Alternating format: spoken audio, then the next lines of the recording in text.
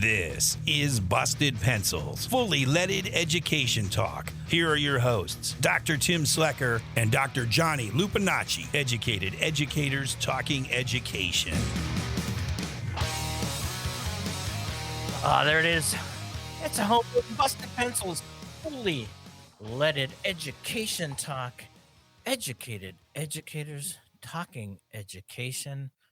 Yeah, here we are. Homeroom, Johnny Lupinacci, Jess, producer, my two friends. How are you guys doing this morning? Doing great, Tim. What a great way to start the week. I love seeing you all. And then it's a special Monday because Yeah. this homeroom includes, well, I'll let you spill the beans for the listeners, but it's a special one. So It's always jump special. right into it.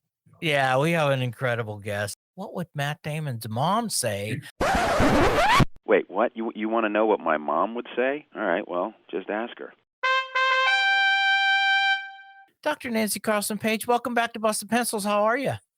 Well, it's great to see all three of you and to be together with you for the first time since the election. And I'm looking forward to talking with you about it. It's been an unsettling time for me. I've definitely done a lot of reading and processing and thinking. You know what that is? Thinking about all the different aspects of the situation and this time that we're in.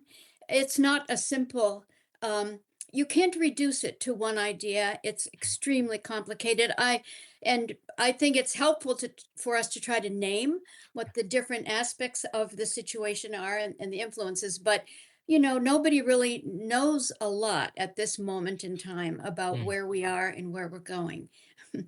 I love how you just did that because we were going to ask you too if you could name this moment. We've had guests, Dr. Kevin Kumashiro, Bill Ayers on, who've been using that moment. So the fact that you're kind of looking at that, yeah, so in one way to name the moment is go, well, I can't really do it with one word or one answer, but it is complicated. And you say, we haven't talked to you since before the election, and before the election we were hopeful, we were joyful, we were just kind of running. I remember Jess, we were so excited, we were thinking, oh, this is gonna be great.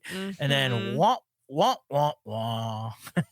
And and part of that, Nancy, as you said, I mean, it's just like a bewilderment was a sense of how I felt, of going, wow, so what do we do? So Nancy, what are you thinking? Help us understand, that the day after where you were and now here we are, less than 30 days away from inauguration.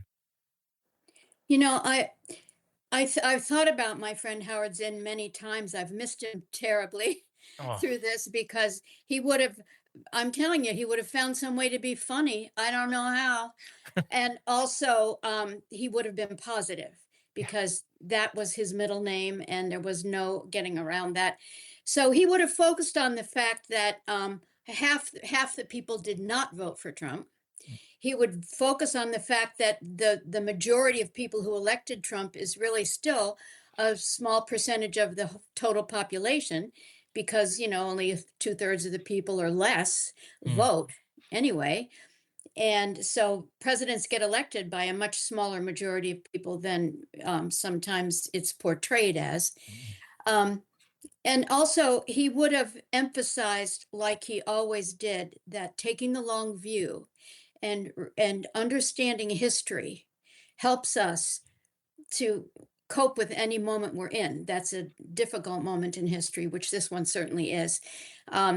Although I must say, I think the conditions that Howie's been gone now for 11 years or so. I think the conditions we have right now are unique, yeah. and we haven't had them before, and Howie didn't see them. So I can't just rest on the advice that he would share with me through all of our many conversations. For one thing, we have a greater, wealth and a wealth inequality in the United States than we've ever had. We've never had these kinds of statistics I used to quote about El Salvador and Nicaragua. We have like three people who have more than 50% of the wealth more three people have more wealth than 50% of the population. Come on. Right. And then on top of that, we have social media that Mm. Howie never saw at all. That's played a huge role in so many different directions, and there's so much misinformation and disinformation that gets disseminated because of that. Even the information flow industry has changed so much; it's hard for us to get a handle on it. But a lot of people believe phenomenal conspiracies. Mm. But even in people in Congress, and even Trump himself, believing he won the election over Biden, et cetera. I mean, these things are nuts. Some of the things, and I know people who believe in conspiracy theories, and they tell me the theories, and I'm aghast. And I always say, "Where did you hear it?" And they say Fox News, but Right. they take it as fact. And then the other aspect that I don't hear people talking about, maybe they are, and maybe you guys are, but I think some of what we see is a reflection of our education system that has been taken over by the right for the last 25 years, and people haven't learned how to think critically, how to hear a fact and not take it at face value, Mm. but dig under it to see uh, what are the possible ways to look at that, or what is the contradictory information, or where is that information coming from, and what might the biases be, and all of those things we need to do as thinking citizens. And we took that out, Nance. You made me think back to our first meeting, 2010, Washington, D.C., that protest to reclaim our schools, save our schools. Matt gave the key, one of the keynotes, and you did too. And we thought at that moment, we saw it. We saw the intentionality of stripping the curriculum of those deep, meaningful opportunities where people get to engage. People are like, no, we're just trying to increase math and we're increasing literacy scores. We said, no, you're stripping away the soul of public education, its foundational commitment to preparing democratic, critical citizens. That's what's at risk here. And yeah, I think when you point that out, go, here we are now in 2024. And really, too, we can point out that this has been going on in earnest since 1983, a nation at risk, even longer. The intentionality of scrubbing the soul away from public education. Is it any wonder, because 85% of the population is in public schools, that we've now ended up with a potential ability and I don't want to say, is it a miseducated? Because it's not uneducated, but to realize that we have stripped out the heart and soul of the curriculum in a way that the ability to have deep conversations of complexity, of disagreement, where we dig into these, they just don't exist anymore. And it's not surprising to see my uncle at the Thanksgiving table with a full-on conspiracy theory that pushes him in a standpoint where he looks at 13 of his relatives as crazy, and that he's the only sane one in there. And you go, how did this happen? Think I about that. experienced exactly the same thing at the Thanksgiving table. So then it comes to look, we are in a country right now that is severely polarized, Mhm. and thinking has become black and white, and that's a very primitive way to look at the world, because it's complicated and there aren't easy answers. I mean, we'd love to have them, but there just aren't. I do think, some of the things Bernie Sanders has said about the inequality and the pent up frustration and the feeling I think a lot of people in the country have that they've been left behind, and even resent, the elite, the education elite, the political elite. They're left out. And some of this vote was that, just being pissed off about that, Mhm. and hope, just it's like just sick of the status quo. And unfortunately, Kamala couldn't separate herself from that perception, obviously. Um, and at Yeah. the same time, she is actually a member of the status quo, and I think people want change. What I think Howie would have agreed that what we need is a leader who speaks like Bernie, but's 20 years younger. Yeah. You know, like Johnny Lupinacci. Yeah, Hey, like you, Johnny. I don't know Like you, about or that. you, Tim. One of you guys, come on, get out there and run. Yeah. Well, we do talk about that here on Busted Pencils. We're always encouraging educators to be thinking about, putting their voice to public service in that capacity. They are such great leaders in our communities already and making such change through their Yeah. classrooms. Nancy, that brings me to this too, like thinking about our teachers out there, thinking about all the folks who are now in the classroom, any sage words of wisdom for our teacher listeners out there who are also like part of naming this complicated moment. I went to an event recently with the staff from Rethinking Schools and the Zinn Education Project, and the whole evening was focusing on the creative work they're all doing. And this was a week after the election, and nobody talked about it. And all they were talking about is the work they're doing. Johnny, that's what we have to do. We have to focus on the work that we're doing. And what we know is the right kind of work that we've always been doing in education, and we have to keep on doing it. We're going to have some more obstacles because Trump really is going to go after, an inclusive, what he calls DEI, or critical race theory, whatever you want to call it. But they very much want to ban books and take out diversity in its many expressive forms from education and critical thinking. So we have to be on alert, man. We have to be on alert and do what we can with the support of the networks we have. You guys are one really critical network that you're providing a support system for all the listeners who care about progressive education.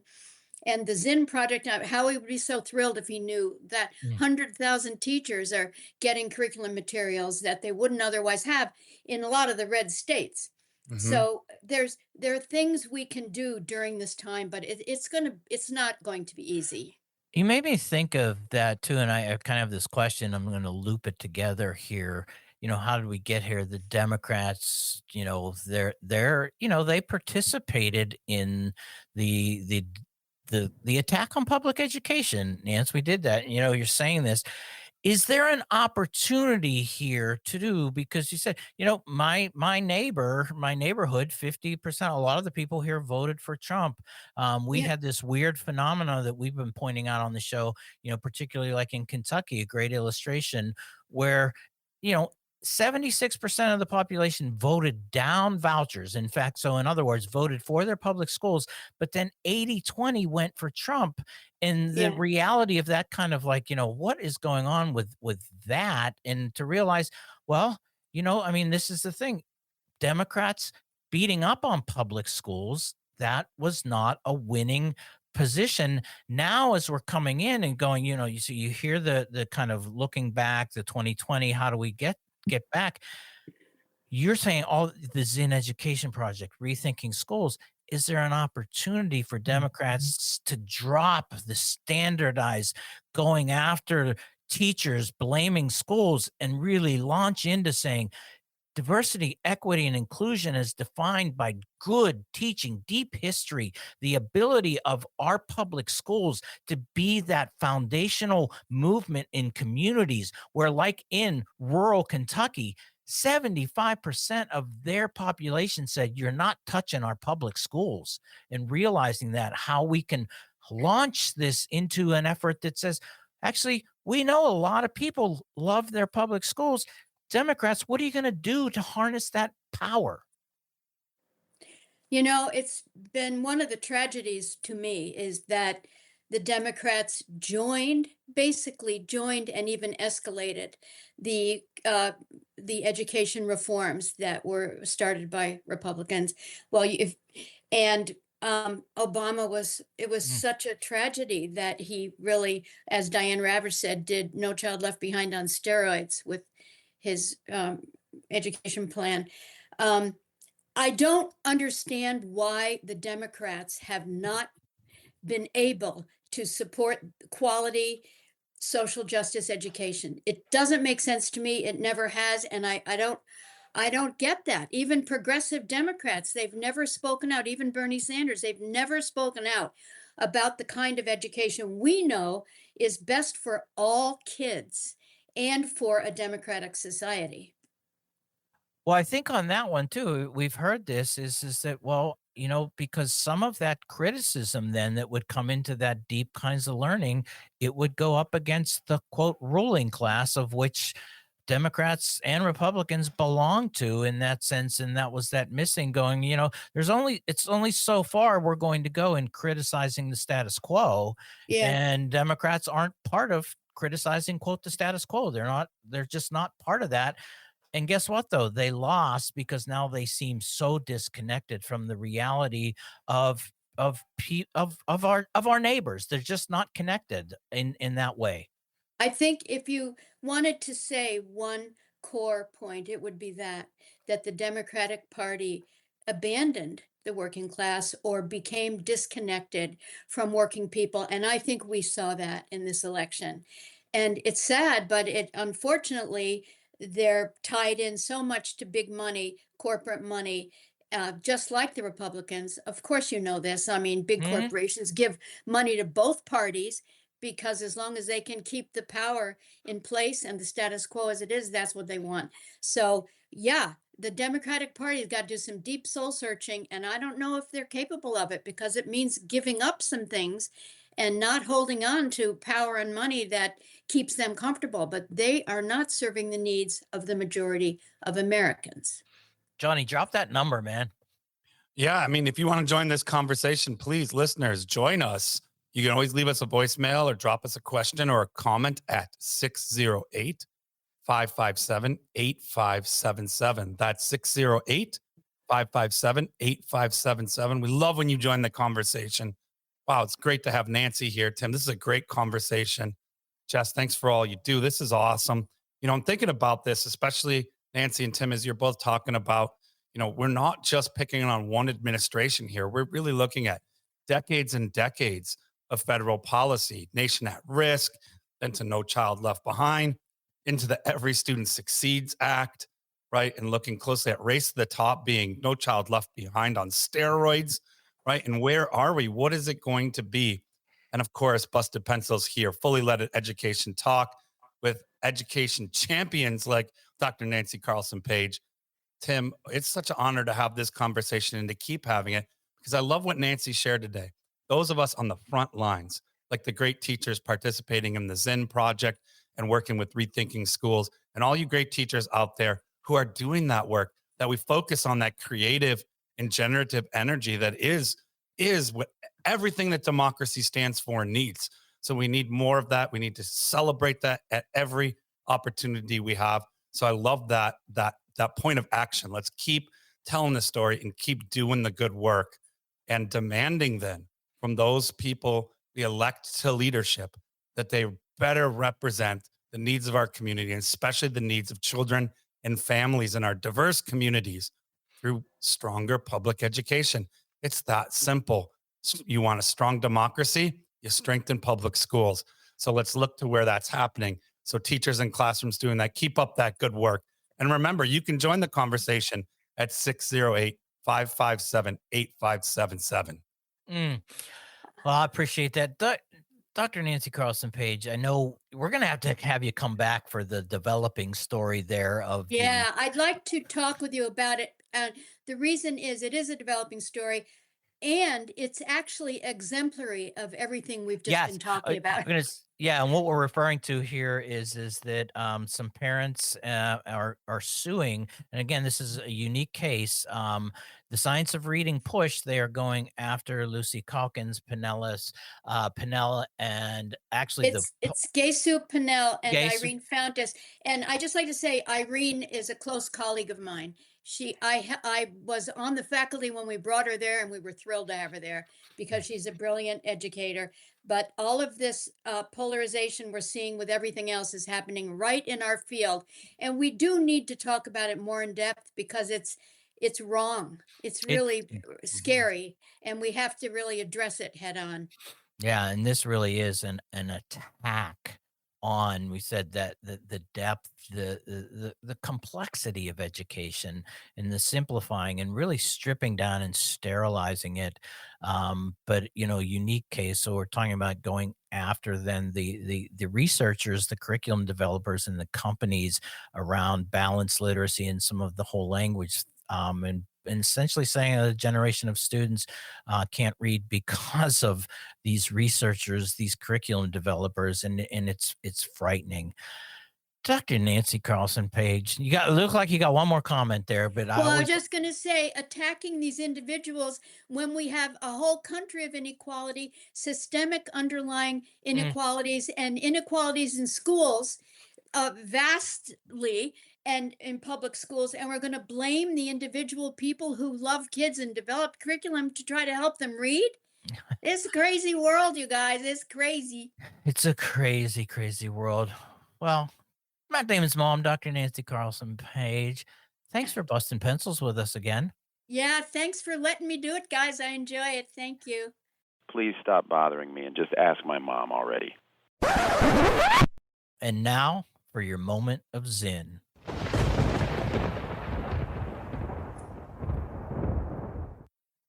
I am convinced that imprisonment is a way of pretending to solve the problem of crime. It does nothing for the victims of crime, but perpetuates the idea of retribution, thus maintaining the endless cycle of violence in our culture.